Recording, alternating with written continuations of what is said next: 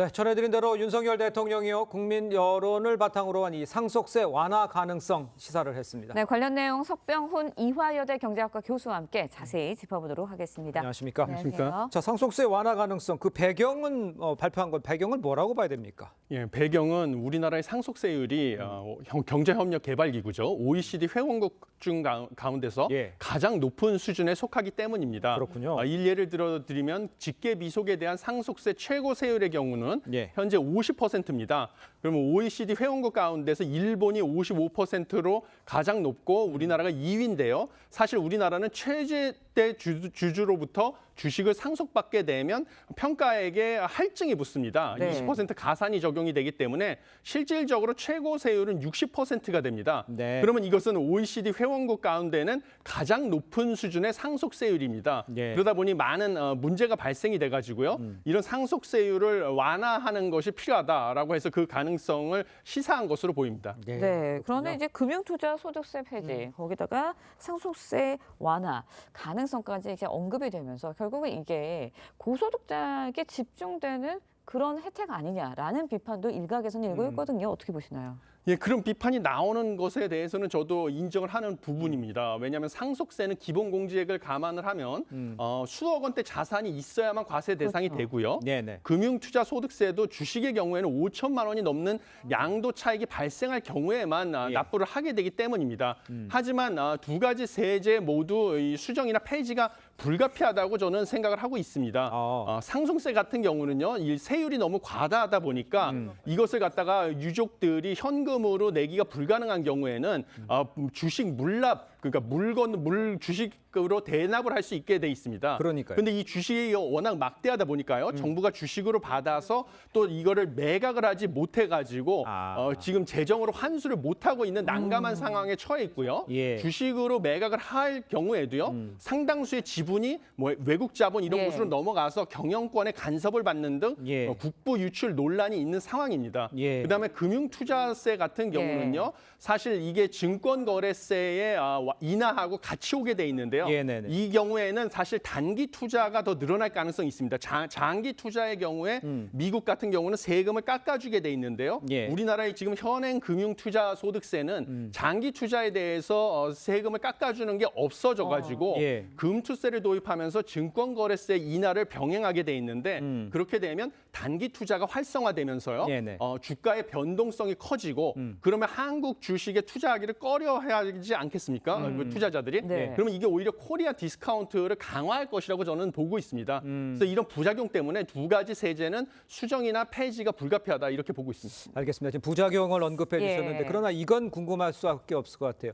세수가 줄어드는 것도 경제가 이제 좀 그 건전성 이런 부분에 대해서는 글쎄 걱정할 수는 있을 것 같은데요. 예, 그런 우려가 있는 것은 저도 동의를 합니다. 네. 왜냐하면 이미 작년에만 해도요, 그 세수 결손이 약 55조 원 가량이 될 것으로 예측이 되고요. 예. 그다음에 실질적으로 그 총수입에서 총지출을 빼고 국민여금 같은 사회보장성 기금을 제외한 수지로 실질적인 나라 살림을 보여주는 관리 재정 수지 적자 폭만하더라도요, GDP 대비로 지금 올해 3.9%가 될 것이라고 정부 예산안에 나와 있습니다. 네. 작년 같은 경우는 2.6%였는데요. 정부가 원래 제시한 그 재정 준칙에 따르면 이거를 3.0% 이내로 관리하는 게 목표였습니다. 네네. 그래서 이 목표를 초과하게 돼 있고 올해 같은 경우도 제가 정부가 작년에 재추계한 세수 결과 대비 예산안을 비교해 봤더니 뭐 부가가치세수만 10% 이상 더 들어올 것이라고 전망을 하고 그 교통에너지 환경세수도 40% 이상 더 들어올 것이라고 전망을 했는데요. 네. 올해 고금리로 내수 소비가 침체될 것으로 예측이 되기 때문에 부가가치세수가 10% 이상 들어오는 건 너무 낙관적이라고 보이고 네. 그다음에 유류세 할인도 연장되지 않았습니까? 인하도? 그렇죠. 그렇기 때문에 교통에너지 환경세수가 40%나 더 들어올 거라는 것도 제가 보기에는 불가능해 보여서 올해도 세수 결손이 재현될 것이다. 이렇게 저는 보고 있습니다. 그렇군요. 네, 세수 결손 이야기 해주셨는데 예. 이번 정책뿐만 아니라 계속 이제 대통령이 최근에 잇따라 발표하고 있는 세제 관련 정책들 재원 대책 없는 선거용 아니냐. 라는 지적도 잇따르고 있어요. 예, 그렇습니다. 선거를 임박한 그 발표 시점 때문에 그런 지적이 나오는 것은 저도 인정을 하고 있습니다. 네. 그런데 아까 말씀드렸다시피 금융투자소득세는 주가의 변동성을 키워서 코리아 디스카운트를 예. 강화할 가능성이 있고요. 예. 상속세 같은 경우는 그 국부를 유출시키는 논란이 있고 그다음에 물납으로 받은 주식을 처분하지 못해서 예. 국고 귀속이 늦어지는 문제점이 있습니다. 예. 이런 부작용 때문에 이번 일을 계기로 해서요. 이런 세제를 개편하는 논의를 하는 출발점으로 삼는 것은 필요하다 이렇게 보고 있습니다. 알겠습니다. 네. 시점은 문제지만 예. 방향은 맞다. 방향은 맞다고 보고 있습니다. 예. 자, 다음 이야기도 좀 해보겠습니다. 지난해 이제 수주 잭팟을 터뜨렸던 이 수출 효자로 자리매김한 이 K방산. 올해도 성장세를 이어갈 전망입니다. 수출 200억 달러 이상을 기록할 거라 이런 예상도 나오고 있는데 이거는 좀 긍정적인 이야기라고 봐야겠습니다. 예, 당연히 긍정적인 이야기로 보고 있습니다.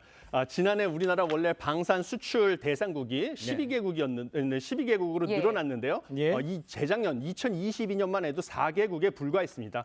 그리고 올해 방산 수출 규모도 지난해에는 130억 달러였지만 200억 달러 이상을 기록할 것으로 예상되고 있는 상황이라서 예. 상당히 희소식이라고 볼 수 있습니다. 네, 뭐 지난해 우리나라의 폴란드에 대한 방산 수출 50% 가까이 증가를 하면서 대폴란드 수출 규모도 14% 증가를 했습니다. 그런데 최근에는 루마니아가 국내 무기 체계 도입을 검토한다 소식도 전해지고 있거든요. 이것도 굉장히 긍정적인 소식 같아요. 예, 그렇습니다. 지금 러시아 우크라이나 전쟁 때문에 국제 정세가 불안해지는데 우리나라가 그 방산 수출로 많은 오히려 기회를 잡고 있는 상황으로 보입니다. 예. 그래서 지난해 폴란드 대상 수출액이 90억 2천만 달러를 기록을 했는데요. 전년 대비 약 15% 가까이 증가를 했습니다. 예. 가장 큰 이유는 K2 흑표 전차 등 방위 산업 관련 수출이 50% 가까이 늘어난 것으로 보이고요.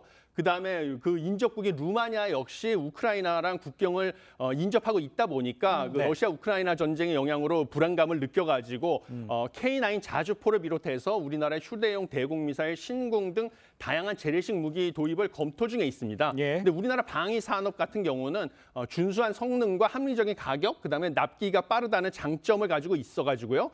향후 루마니아군의 현대화 사업에 지속적인 참여와 수주 가능성이 높아지고 있는 상황입니다. 네. 예. 자, 근데 이제 국내 이 방산 수출 계약이 국회 입법 지연으로 차질을 빚고 있다? 이건 또 무슨 얘기입니까? 예, 정말 안타까운 상황입니다. 예. 이건 방산 같은 대규모 사업의 경우에는요, 관례상 이 수출국이 수입국에게 예. 좀 금융 지원을이나 대출을 지원해 주는 것이 관례입니다. 네. 근데 우리나라 같은 경우 지금 수출입 은행법에 따르면요, 수출입 은행이 자본의 40%까지만 동일 차주, 그러니까 이 경우에는 이제 폴란드죠, 지원을 해줄 수 있게, 대출을 해줄 수 있게 돼 있습니다. 예. 그런데 이 현재 수출입 은행은 자기 자본금이 18조 4천억 원 정도고요. 그 40%인 7조 3,600억 원 가운데 6조 원이 이미 폴란드와의 1차 계약 때 썼습니다. 네. 그래서 2차 계약에는 1조 3,600억 원 정도만 빌려줄 수가 있는데요. 지금 최대 30조 원 규모의 2차 수출을 앞두고 있다 보니까 지금 폴란드에게 추가로 수출입 은행에서 지원해 줄 수 있는 금액이 이 한도에 의해서 남지 않은 상황입니다. 그래서 수출입은행법을 개정을 해야 되는데요. 추가적인 무역금융 지원을 위해서는요. 예. 이 개정안이 무려 6개월째 국회의 상임위에 계류하고 있는 상황입니다.